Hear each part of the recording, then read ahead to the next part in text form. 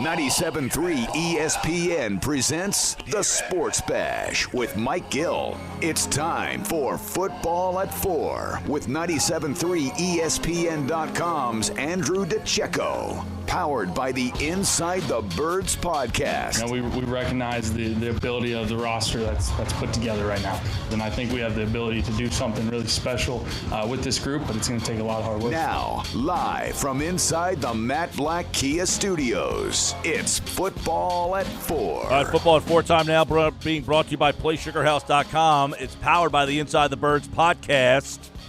Check out the new Inside the Birds podcast tomorrow morning at 6 a.m. Right now, Andrew DiCecco. Plenty more on this Eagles-Giants matchup, by the way, as Andrew just tweeted out about a minute or so ago before he jumped on. The Eagles have protected the following practice squad players: Jamon Brown, Jason Kroom, Michael Jacquet, and T.Y. McGill. So those guys cannot be picked up by other teams. Lot to dive into today. Plus, we gave Andrew a little bit of a homework assignment last night for the Maction games, the Thursday and Friday games. Different players that you should keep an eye on in these college football games because, quite frankly, the NFL season is flying by us, and we're going to be in the draft season here before we know it. So give you another reason to kind of pay attention to these college football games because, quite frankly, college football and NFL football is the only sports we got right now. There is no hockey. There is no baseball. There is no hoops. I guess if you're a soccer fan, you got that going on. But let's bring them in. Andrew DiCecco, Football at 4. Here on the Sports Bash Live on 97.3 ESPN. Andrew, what's up, man? What's going on, Mike? I wouldn't necessarily call that a homework assignment. This is something that I pretty much follow all year round. But, yeah, excited to dive in. A little labor of love. We know, yes. We're looking forward to that portion as well. So when we're watching these Maction games tonight, you can give us a little bit more insight on it. Today, Eagles coordinators spoke. We'll get some information on that. I want to get your thoughts on this, though. We talked about the head coaches in the NFC East to kind of open up today's show. We got a poll question up. People are voting. And which of these coaches do you trust the most in the second half? And it seems like an easy answer, except for you got two Super Bowl winners with McCarthy and Peterson. You got Rivera, who has been to a Super Bowl, and then there's Joe Judge, who seemingly, has his team kind of going in the right direction. So if I was to say this coach can turn their team around in the second half, which guy do you trust most to do it? Well, the answer is Doug Peterson. Doug Peterson's been there, done that. And we talked about yesterday, he's someone that the team tends to rally behind. They finish strong. They play their best football in November and December. The proof is in the pudding with Doug Peterson. That's an obvious answer for me. I do think that Ron Rivera deserves a little bit of credit there. I think he's going to do a tremendous job turning around the Washington team and making them a contender, an NFC East contender late in the season here, given his coaching pedigree. But the answer is Doug Peterson. Yeah, and you mentioned Rivera. I feel like he's like a safe pick. He's kind of the guy because Washington has been in the NFC East race about halfway through the last couple of years, but you never believed in them, I think, because that organization. Can Rivera be the guy who changes the perception of that organization and keeps them, even though at 2-7, keeps them 2-6, I guess they are, keep them in it? Well, yeah, I mean, despite their 2-6 record, he's kind of already started to do that. He's made them, I think Washington, as they're perceived around the NFL, I think they're looked at as a team that's kind of on the rise, a team that has a strong defense there. Their structure, which I think is important, it's been lacking in recent years. There's just more of a, I think they're, for lack of a better word, I think they're taken a little bit more seriously now that there's, a name brand coach, there's a defensive, a mindset there, and there's some pieces on offense. I really, really like running back Antonio Gibson. Terry McLaurin, of course, is, known to, work the Eagles over on occasion. So, I mean, there's some offensive pieces there that I think that they can build around. What do you think has gone on with McCarthy? Is it the team's not very good, the injuries, or that McCarthy, was aided by having Aaron Rodgers out there? Well, Mike McCarthy was, a lot of his mindset and his coaching style was very antiquated, especially, during his latter years in Green Bay. he took a year off, and he readily, admitted that he really bought into analytics and was trying to, get up to speed with the new age of the NFL. And his style is of the old guard, and it's really not. I really haven't seen much innovation from him this year. Obviously, he does have that Super Bowl win, but yeah, a lot of his accolades are directly tied to Aaron Rodgers, and you could argue that having Aaron Rodgers in his prime, they should have had more Super Bowl victories. So I think there's something to be said for that. I just think that he's not necessarily caught up with the current the current landscape of the NFL and showing. We were having a fun hypothetical with this question before. Who do you think outside of Doug Peterson, so Rivera, McCarthy, Judge, would do the best job with the Eagles' current roster? That's a good question. The Eagles have a lot of veterans there, and I think someone like Ron Rivera would really resonate with that locker room. Down the road, I think that there's something there with Joe Judge coming from, he has the Alabama pedigree and he has the Patriots background. So he does have a winning mindset. He knows what it takes to win, and he's been around some hard-nosed guys in Nick Saban and Bill Belichick. So I do think that there's structure there with the Giants. And you kind of saw him discipline Golden Tate last week. He came off a little hard. I think in training camp he was making guys run and things like that. And I'm sure, raised a lot of eyebrows from the veteran players. But, I do think that he has the kind of emotional intelligence and can, kind of get through to players and get the best out of them. Andrew DiCecco, Football at 4, powered by the Inside the Birds podcast. The Eagles have beat the Giants 8 times in a row, including a couple of weeks ago, 22-21. They've also won 12 of 13 in this series. So, after watching that first game here, does this game have the feeling that maybe time is up on this impressive streak? Well, I kind of liken this game to, if you remember back in the 2017 season when Nick Foles took the reins over, and he played well, but it was kind of a shootout with the Giants, and I believe it was Darby and Jalen Mills. They were really victimized by these sluggos and double moves from the wide receivers, and the game was closer than it should have been. I think Corey Graham, if I believe, made the game-ending play in the back of the end zone. But nevertheless, I think it's going to be one of those games that's a little bit closer than many expect. Like I was saying yesterday, the Giants have the momentum. They played 2 hard-fought games against the Tampa Bay Buccaneers, and then, of course, on Sunday they played another tough game. And I think that there's something to be said for momentum. And while the Eagles had the bye week, which is always, it's always good to have that rest, there's always that possibility that they come out flat. So, they can't take the Giants lightly, and they certainly can't come out playing like they did against Dallas. Right, because if you remember the game a couple of weeks ago, they're a drop pass away from really winning that game, and who knows, the Giants are maybe the team in first place in this game. Exactly, and that also has to be on their mind. They're coming in here, coming off 2 hard-fought games that they. Obviously they split that, but I'm sure it's in their mind. Hey, we were a play away from beating this team, and let's build off of what we've been doing, and let's take it to them. And the Eagles are going to have to come out. Hopefully they really did some brainstorming and assessment over the bye week, and they're going to come out and be a little bit more innovative on offense, because they're really going to have to, because the Giants seem like a hungry team right now, and they can't be taken lightly. Where do you see the biggest hole for New York that the Eagles can look to take advantage of? Is it the opposite side of Bradbury?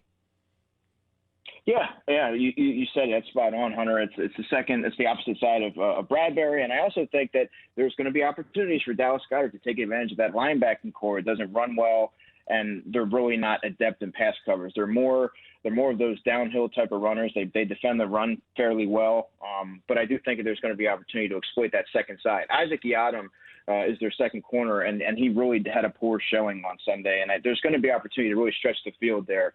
So that's something to watch. Yeah, and I guess that kind of slides into, Travis Fulgham ranks 5th among NFL wideouts with 87 yards a game. The only guys better right now, Davante Adams, DK Metcalf, Julio Jones, Stephon Diggs, and then Fulgham. So,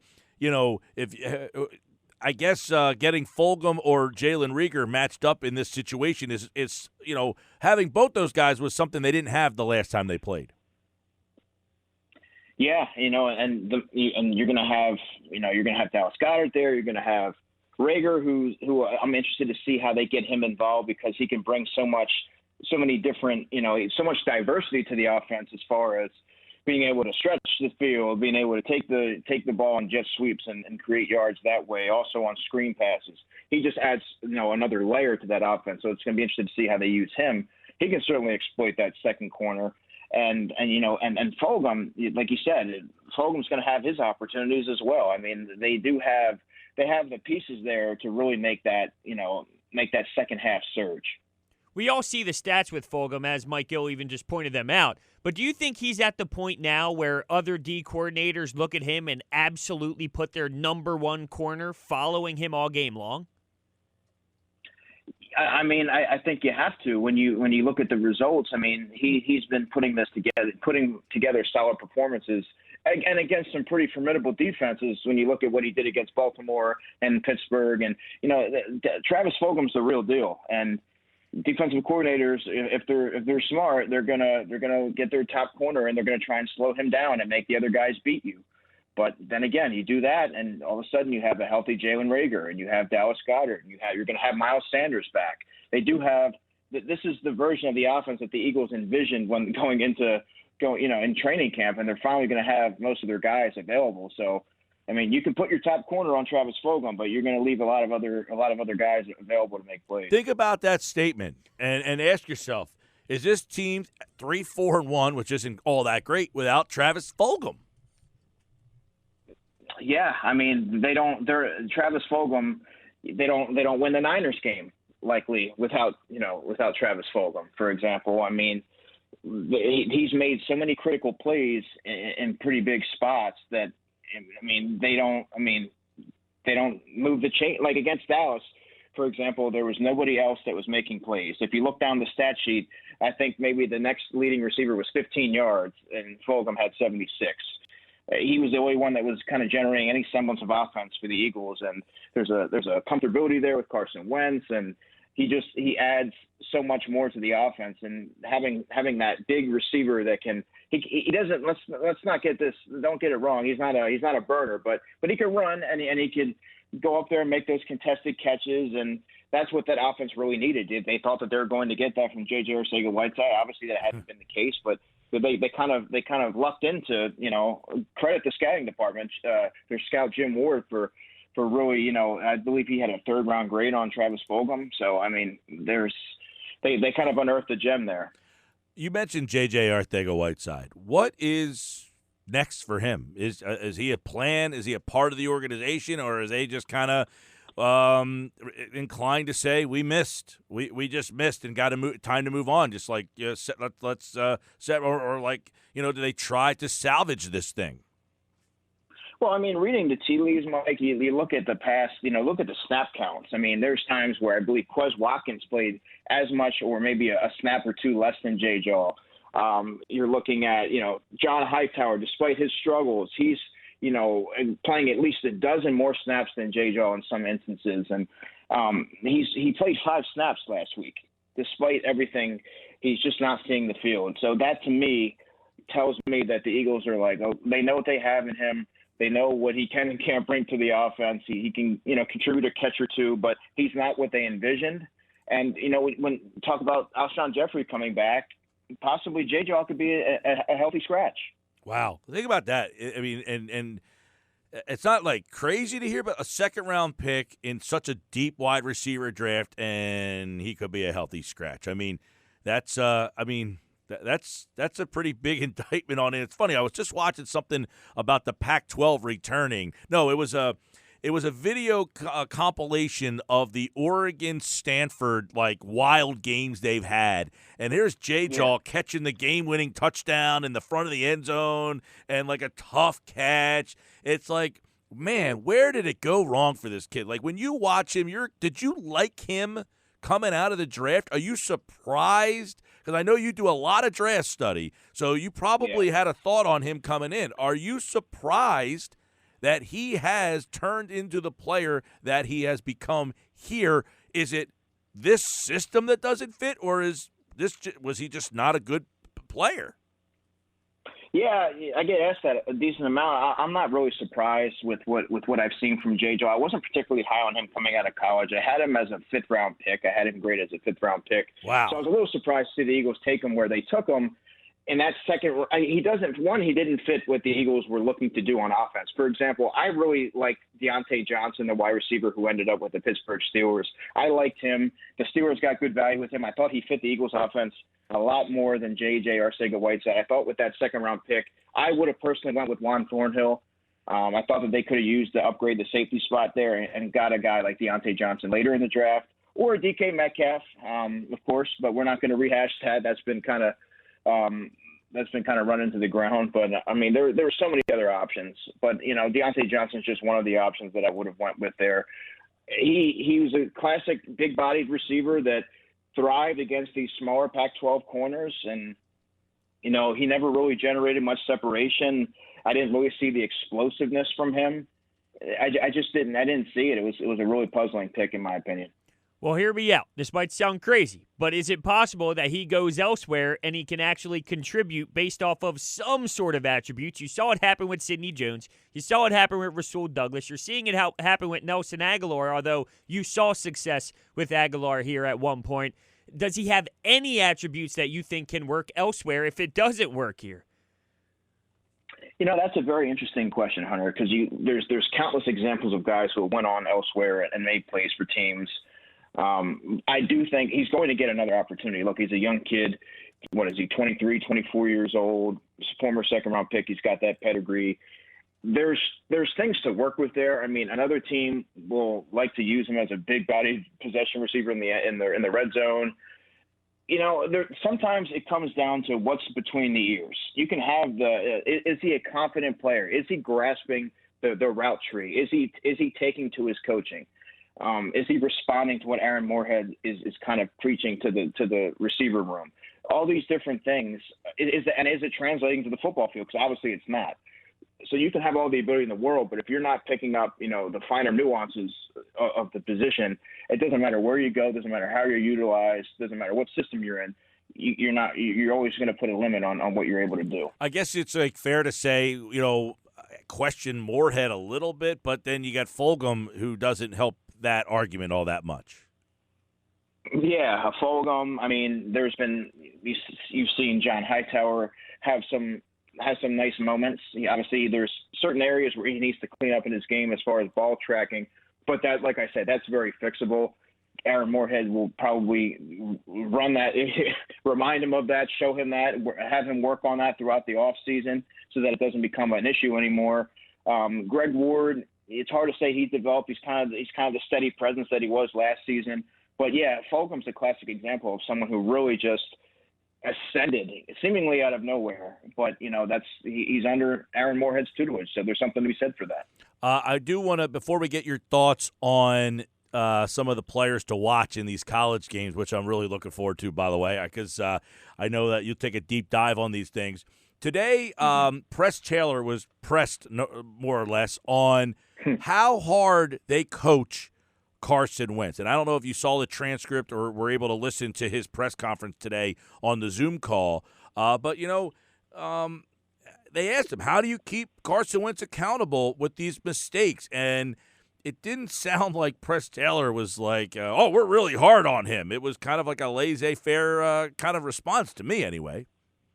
Yeah, that's kind of how I took it too. And that's really what we've all been kind of predicting. He's friends with Carson. They're close in age. He seemed to, and you look at the results on the field. When Carson when coaches were tough on Carson, when he had a lot of people that were drilling him on his mechanics, like John DiFilippo, who's a fiery coach, you saw a different Carson Wentz. Press Taylor never struck me and doesn't strike me as someone who's going to be that in-your-face, holding someone accountable, making them watch their mistakes and ask them, why do you continuously do this? Why is this happening? Why are you putting the team in jeopardy? He doesn't seem to be that type of presence, right? Like someone that can command a room. So I think that's fair to say. I think that's a fair assessment. I don't know if he's getting that tough coaching that someone of his make really needs. Andrew DiCecco, Football at 4. He does a great job covering both the Eagles, but also when we go to the college game, and especially games like tonight. We got the MAC games tonight. We got a game on Thursday, and we got a couple of games on Friday. So we're going to try to make this a kind of a weekly occurrence with Andrew when we look at some of these MAC games and then some of the games a little bit later on in the week. Who are some of the players that are draftable that you will see in the games on this? Let's start with the Tuesday night games tonight. Let's start there.